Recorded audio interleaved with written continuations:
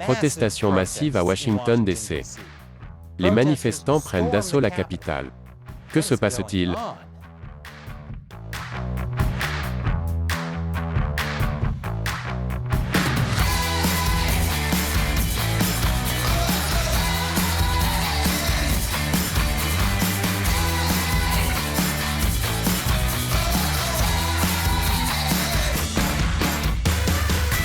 Bienvenue à l'émission « Amérique dévoilée ». Je suis Chris Chappell. Vous vous souvenez, il y a quelques jours, lorsque nous avons tous pensé « 2020 est enfin terminé, Dieu merci ». Mais, la plaisanterie nous concerne tous car 2021 sera probablement pire. Hier, le 6 janvier, devait être le jour où le Congrès certifie les résultats du collège électoral, qui confirmera officiellement qui sera le prochain président.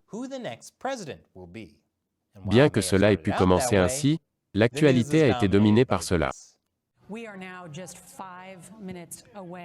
Nous sommes à 5 minutes d'un couvre-feu dans la capitale de notre pays après une journée où une foule a pris d'assaut la capitale,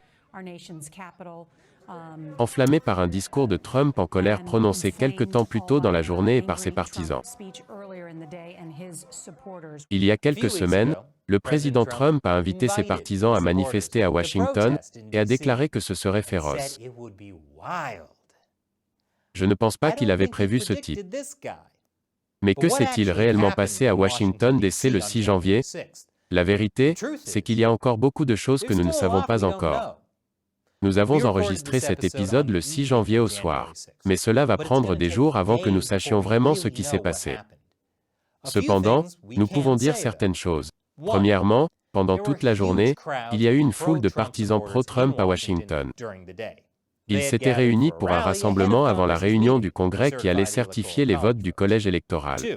Deuxièmement, après que la foule ait défilé en direction du Capitole, à un certain moment, un groupe plus restreint de personnes, malgré les efforts de la police pour l'arrêter, a pénétré de force dans le bâtiment du Capitole. Troisièmement, le Congrès a reporté leur débat et a évacué le Capitole. Mais la façon dont vous interprétez les événements du mercredi, eh bien cela dépend de votre opinion politique et des médias que vous regardez. NBC a appelé cela une « insurrection » qui a forcé une évacuation et un verrouillage. Alors que One America News Network l'a simplement qualifié de « protestation ». Je n'y étais pas personnellement, mais il pourrait au moins être utile de regarder une partie des images du Capitole. Selon un journaliste de The Blaze qui a pris cette vidéo, voici le moment où les manifestants ont franchi les barrières devant le bâtiment du Capitole.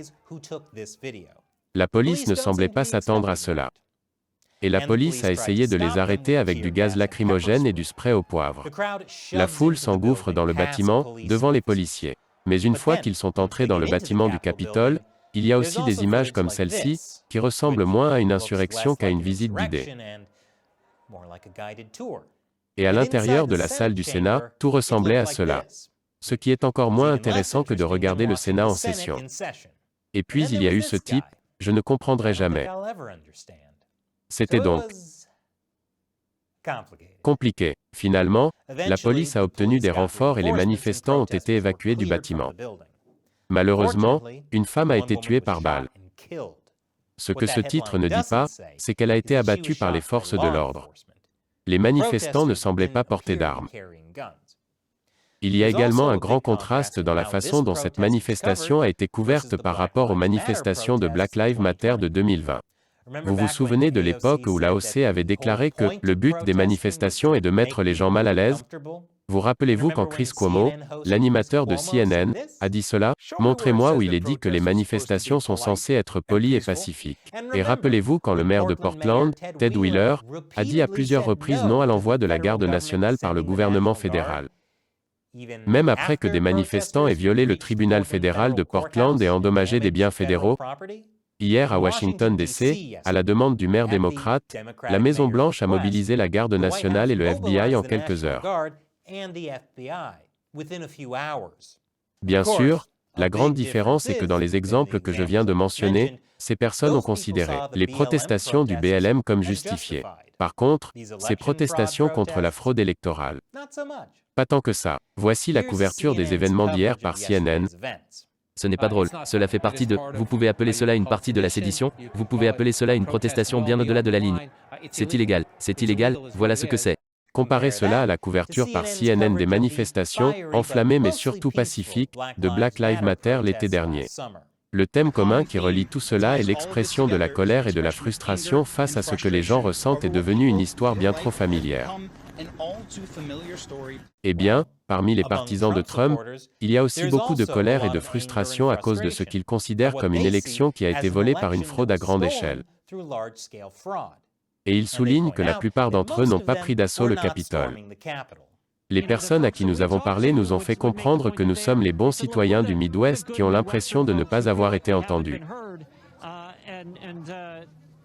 Ils espèrent que leur message sera entendu aujourd'hui.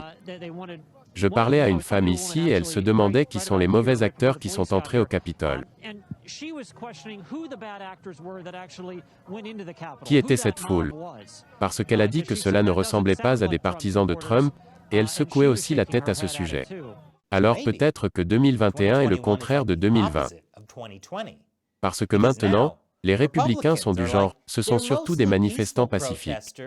Et les démocrates sont comme, envoyez la garde nationale. En fait, certains veulent juste croire que leur camp est le bon, et que c'est l'autre qui doit être arrêté. Et il est également difficile pour les gens d'accepter que leur propre camp ait franchi une ligne. Il est plus facile de croire que c'était quelques mauvais acteurs. De l'autre côté. Par exemple, après que ce type ait pris d'assaut le Capitole, certains conservateurs se sont dit « Il n'est pas l'un des nôtres, il est un antifa ».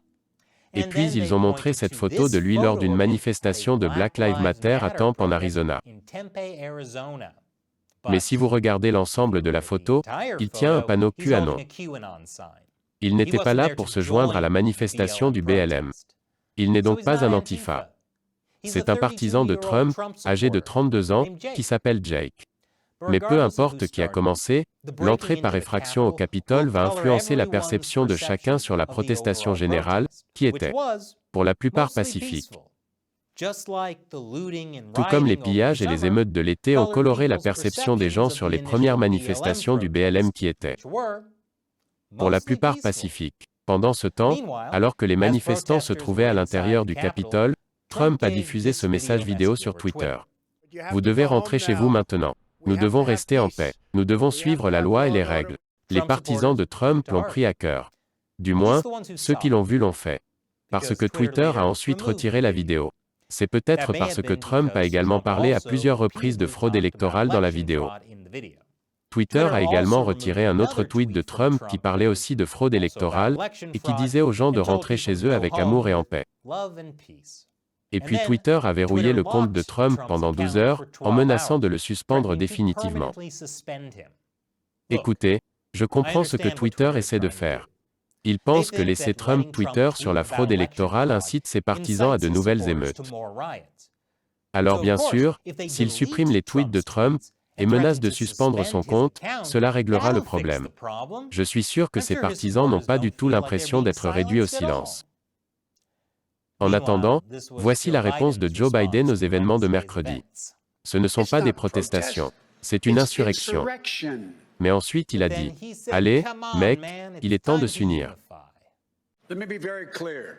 Laissez-moi être clair, ce que nous voyons au Capitole ne reflète pas la vraie Amérique. Ne représente pas ce que nous sommes.